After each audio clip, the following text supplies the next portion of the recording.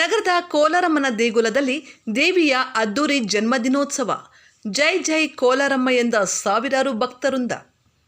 ಆಷಾಢ ಮಾಸದ ಸಪ್ತಮಿ ದಿನದಂದು ಕೋಲಾರ ನಗರದ ಕೋಟೆಯಲ್ಲಿ ನೆಲೆಗೊಂಡಿರುವ ಪರಶುರಾಮರು ಸ್ಥಾಪಿತ ಪುರಾಣ ಪ್ರಸಿದ್ಧ ಚಾಮುಂಡೇಶ್ವರಿ ಬಿರುದಾಂಕಿತ ನಗರ ದೇವತೆ ಶ್ರೀ ಕೋಲಾರಮ್ಮನ ದೇವಸ್ಥಾನದಲ್ಲಿ ಶನಿವಾರ ಕೋಲಾರಮ್ಮನ ಜನ್ಮದಿನೋತ್ಸವವನ್ನು ಅದ್ದೂರಿಯಾಗಿ ಆಚರಿಸಲಾಯಿತು. ಬೆಳಗಿನ ಜಾವ 3 ಗಂಟೆಯಿಂದಲೇ ಪಂಚಾಮೃತ ಅಭಿಷೇಕ, ಶತರುದ್ರಾಭಿಷೇಕ, ದೇವಿಗೆ ವಿಶೇಷ ಅಲಂಕಾರ, ಸಹಸ್ರ ಕುಂಕುಮಾರ್ಚನೆ ನೆರವೇರಿತು. ಇಡೀ ದೇವಾಲಯವನ್ನು ಸಂಪೂರ್ಣವಾಗಿ ವಿವಿಧ ಹೂಗಳಿಂದ ಅಲಂಕರಿಸಲಾಗಿತ್ತು.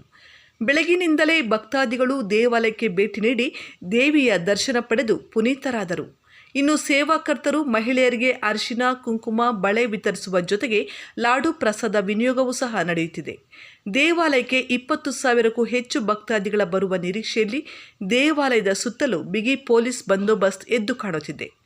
ದೇವಾಲಯಕ್ಕೆ ರಾಜಕೀಯ ಮುಖಂಡರು, ಅಧಿಕಾರಿಗಳು ಭೇಟಿ ನೀಡಲಿದ್ದಾರೆ. ಎಲ್ಲ ಪೂಜಾ ಕೈಂಕರ್ಯಗಳನ್ನು ಸೋಮಶೇಖರ್ ದೀಕ್ಷಿತ್, ವಿನಯ್ ದೀಕ್ಷಿತ್ ನೆರವೇರಿಸಿಕೊಟ್ಟರು.